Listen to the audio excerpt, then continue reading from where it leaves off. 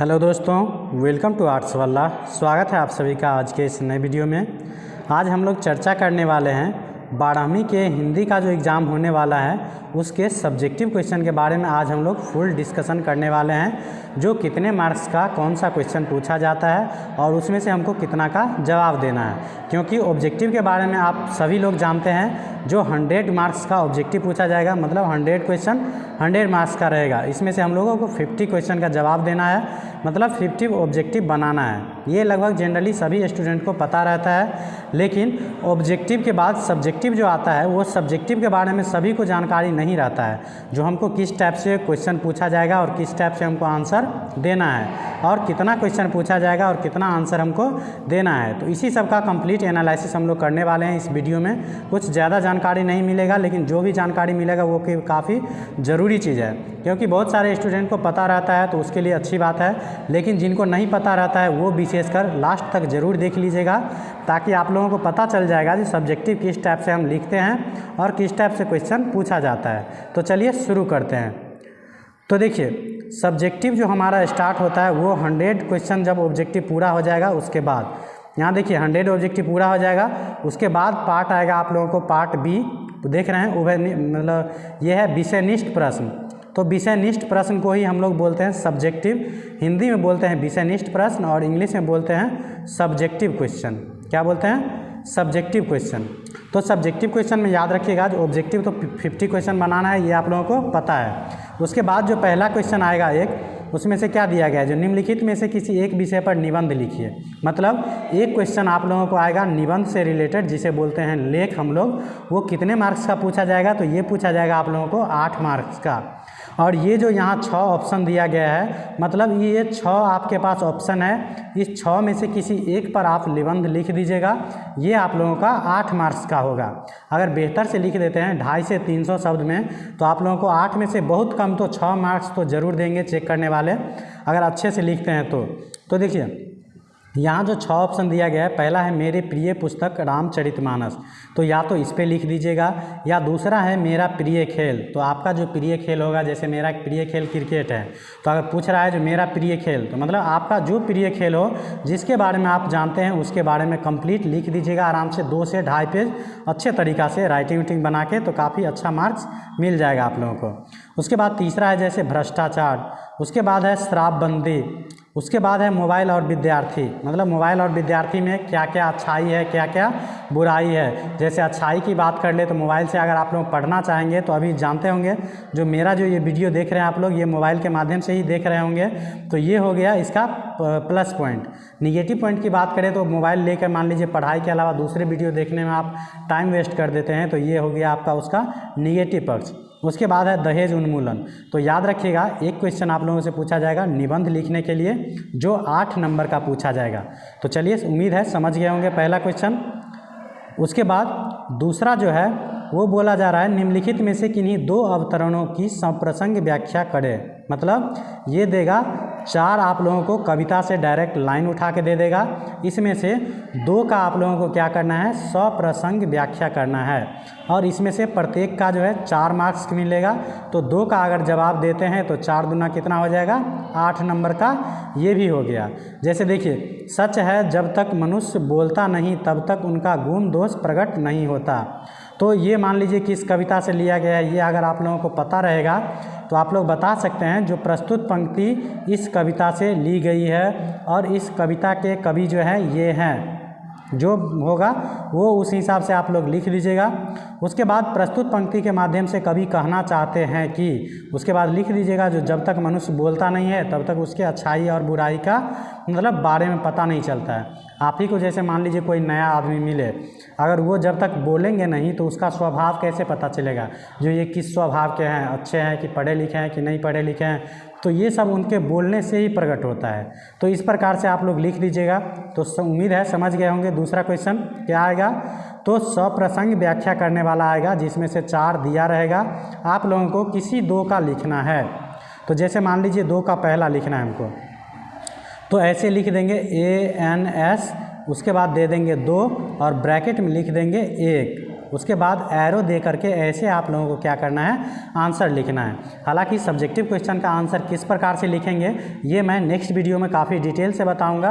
अभी मैं सिर्फ इतना कर रहा हूं, जो हिंदी के क्वेश्चन में सब्जेक्टिव क्वेश्चन कहाँ कहाँ से आते हैं और आप लोगों को कितना क्वेश्चन पूछा जाएगा तो कितना आंसर दीजिएगा, इसके बारे में हम अभी कंप्लीट जानकारी दे रहे हैं। तो उम्मीद है दूसरा क्वेश्चन समझ गए होंगे। तो देखिए पहला 8 मार्क्स का था लेख, और ये हो गया 8 मार्क्स का स्वप्रसंग व्याख्या। तो जोड़ते जाइएगा, ये हो गया 16 नंबर का आपका। उसके बाद तीसरा हमारा है, जो अपने प्राचार्य के पास एक आवेदन पत्र लिखे जिसमें किसी पर्यटन स्थल पर ले जाने का अनुरोध हो। सिंपल समझिए, एक आपका तीसरा क्वेश्चन या चाहे कहीं भी पूछेगा, लेकिन एक आवेदन पत्र जरूर पूछेगा, और ये आवेदन पत्र जो रहता है यह 5 मार्क्स का रहेगा। उसके बाद ये बनाइएगा, चाहे अथवा में दिया गया है तो अथवा का मतलब होता है ये तो आप ये बनाइए या नीचे में जो दिया गया है वो बनाइए, ये होता है अथवा का मतलब। तीसरे में या तो अपने प्रधानाध्यापक के पास एक पत्र लिखिए जिसमें कहीं पर्यटन स्थल पर मतलब घूमने ले जाने के लिए अनुरोध हो। तो ये आवेदन पत्र भी मैंने इसके बाद वाला वीडियो में लिखना सिखाऊंगा, जो आवेदन पत्र कैसे लिखा जाता है। आवेदन पत्र जनरली 2 टाइप से रहता है, एक होता है किसी अधिकारी के पास लिखते हैं वो वाला, और एक होता है किसी रिश्तेदार के पास लिखते हैं वो वाला। तो ये मैं दोनों टाइप से बता दूंगा आप लोगों को जब आवेदन पत्र लिखना सिखाऊंगा। तो उम्मीद है समझ गए होंगे आप लोग। तो देखिए कितना मार्क्स का हो गया, 8 मार्क्स का लेख हो गया, 8 मार्क्स का स्वप्रसंग व्याख्या वाला, और 5 मार्क्स का हो गया आवेदन पत्र। उसके बाद चौथा जो क्वेश्चन है ये समझिए लघु उत्तरीय प्रश्न टाइप का रहेगा आप लोगों को, जिसमें से 10 क्वेश्चन दिया रहेगा, इसमें से किसी 5 प्रश्न का उत्तर आप लोगों को देना होगा, और 5 प्रश्न जो आप लोगों को आता है वही चुन चुन के लिख सकते हैं। और इसमें एक क्वेश्चन के लिए 2 मार्क्स दिया गया है, तो 5 क्वेश्चन के लिए कितना हो जाएगा, तो टोटल 10 मार्क्स का ये हो गया आपका लघु उत्तरीय प्रश्न वाला। तो उम्मीद है समझ गए होंगे। चौथा क्वेश्चन ये था हमारा। तो देखिए कितना मार्क्स का हो गया, तो 8 मार्क्स का लेख, 8 मार्क्स का हो गया स्वप्रसंग व्याख्या वाला, और 5 नंबर का हो गया आवेदन पत्र एक पूछेगा। उसके बाद ये हो गया 10 नंबर का लघु उत्तरीय प्रश्न बोल सकते हैं इसको, चौथा। उसके बाद हमारा है 5वां, ये बोल रहा है निम्नलिखित में से किन्हीं 3 प्रश्न का उत्तर दे। तो ये जो क्वेश्चन हो जाएगा ये दीर्घ उत्तरीय टाइप का, जिसे इंग्लिश में लॉन्ग टाइप आंसर बोलते हैं, मतलब दीर्घ उत्तरीय, मतलब इसका आंसर जो है काफ़ी 200 से 250 शब्द में देना है। इसमें भी यहाँ आप लोगों को 6 ऑप्शन दिया गया है, इस 6 में से किन्हीं 3 का आंसर देना है आप लोगों को। और इसमें जो एक क्वेश्चन का आंसर दिया गया है, मतलब मार्क्स दिया गया है वो 5 नंबर का, तो पूरे 3 का जवाब आप लोग दीजिएगा, तो टोटल यहाँ से हो जाएगा 15 नंबर का। तो ये हो गया दीर्घ उत्तरीय टाइप में, तो ये समझ गए होंगे। तो ये हो गया 15। उसके बाद नेक्स्ट जो हमारा लास्ट क्वेश्चन आप लोगों को रहेगा, लास्ट है जो निम्नलिखित में से किन्हीं एक का संक्षेपण कीजिए। तो संक्षेपण भी मैं हालांकि बताऊंगा इसके बाद वाला वीडियो में, जो संक्षेपण में क्या करना होता है। तो देखिए 6 में रहेगा जो निम्नलिखित में से किन्हीं एक का संक्षेपण कीजिए। तो यहाँ 2 पैराग्राफ दिया रहेगा इस टाइप से आपको, तो इसको क्या करना है आप लोगों को, किसी एक का संक्षेपण करना है। तो संक्षेपण करने में क्या होता है, तो पहले ऊपर में जो है वो लिखा जाता है शीर्षक। ऊपर में क्या लिखा जाता है, शीर्षक दे करके। शीर्षक मतलब होता है टाइटल। जैसे मान लीजिए ये जो पैराग्राफ पढ़िएगा तो क्या बोल रहा है, जो विद्वानों ने चरित्र निर्माण को जीवन की सफलता की कुंजी कहा है। जीवन में सफल होने के लिए चरित्र निर्माण महत्वपूर्ण शर्त है। इसका मतलब ये जो पैराग्राफ दिया गया है वो किसके बारे में दिया गया है, तो ये दिया गया है चरित्र निर्माण के बारे में। तो शीर्षक आप दे सकते हैं चरित्र निर्माण, या बोल सकते हैं चरित्र का महत्व। तो ये हो गया इसका शीर्षक। उसके बाद करना क्या रहता है, तो मान लीजिए ये पैराग्राफ आपको 100 शब्द में दिया गया है। कितना शब्द में, 100 शब्द में लिखा गया है। तो आपको जो संक्षेप करके लिखना होगा उसमें 1/3 शब्द में लिखते हैं। तो इसको मान लीजिए हम 3 से भाग दे देंगे, तो लगभग कितना आता है, 33 आता है। तो ये 33 आएगा, तो इसमें से कितना में आपको जवाब देना है, तो आप जो शब्द लिखिएगा संक्षेपण में वो कम से कम 30 से 35 शब्द में हो जाना चाहिए, और उसमें से अर्थ यही सब निकलना चाहिए जो उसके पैराग्राफ में दिया गया है। अगर आप लोगों को नहीं आता है तो इसी में से जो जो इम्पोर्टेंट लाइन हो उसी को उठा के लिख दीजिएगा। सिर्फ प्रयास रहना चाहिए जो 30 से 35 क्या होना चाहिए, शब्द होना चाहिए उस टाइटल में।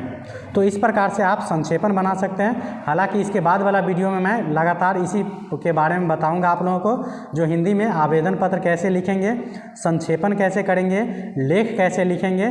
तो इस प्रकार के वीडियो देखने के लिए चैनल को सब्सक्राइब कर लीजिएगा। अगर आप लोगों को पता हो तो बताइएगा जो ये वीडियो आप लोगों को कैसा लगा। तो मैं एक बार फिर से आप लोगों को दोहरा देता हूँ। जो देखिए शुरू में स्टार्टिंग में क्या था, तो 8 नंबर का एक लेख था, उसके बाद 4-4 नंबर का 2 गो दिया गया था, 8 नंबर का स्वप्रसंग व्याख्या करने वाला। उसके बाद 5 नंबर का एक आएगा आवेदन पत्र। उसके बाद आएगा जो 5 को क्वेश्चन देना रहेगा 10 मार्क्स का, 2 नंबर का लघु उत्तरीय टाइप से बोल सकते हैं।